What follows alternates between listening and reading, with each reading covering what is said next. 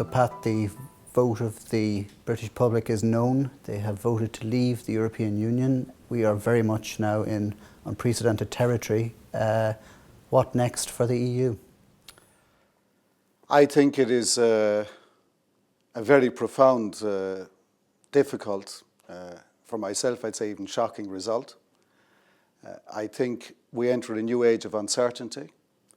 I think there's a very high risk with the evolution of populist politics, anti-establishment, anti-politics politics in so many European states that we could risk a domino effect in many places. And I think, unhappily, we're in for a rough ride. Are there any lessons the EU can learn from the Brexit campaign to try and prevent an uptake in kind of pro-exit feeling in other EU member states? I think it needs a lot of soul searching to ask, why is European public opinion going down in terms of its support for the European Union and its institutions? I might add also for national political institutions. And what is it about politics and people, about the governed and their lack of consent that is front and centre today? My own feeling is it's less about who decides and more about what has not been decided. A lot of people talk about muddling through. That keeps things going, but it doesn't necessarily thoroughly address problems. I think for me, the lesson in a few words, many of the aspirations of the EU are good and positive.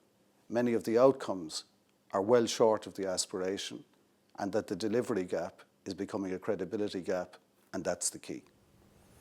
What likelihood do you think there is of the 2-year period that the treaty provides for Britain to negotiate its exit? What likelihood do you think of that period being extended? Well, we're right at the beginning of something that's complex, and everybody will now kind of line up their opening positions. It is clear to me that the European institutions, and I believe if it was tested, the European Court, will insist that Article 50, the divorce clause in the treaty, is the only route open to an exiting state. If it needed more than 2 years, my best guess, we've never been through this, so it's uncharted territory, my best guess is that it would require unanimity at the Council of Ministers. And if you didn't get all the states agreeing, then you would have a sudden dilemma and a sudden death play, as it were, near the end.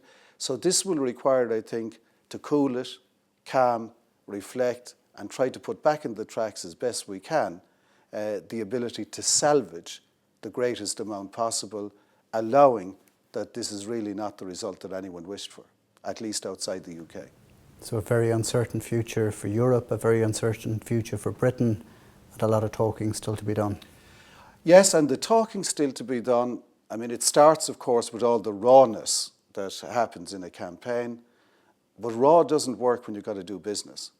And doing the business of what is the next model of engagement will be complex, but it requires a certain degree of calmness. And I think the Republic of Ireland, whose interests straddle both sides, can play a political and diplomatic role, not in the highest profile, but in a quiet way in the corridors of influence and power, to try to make sure that the best bargain is struck, also to have regard to the risks we have, which are now disproportionately larger by size than any other state of the Union.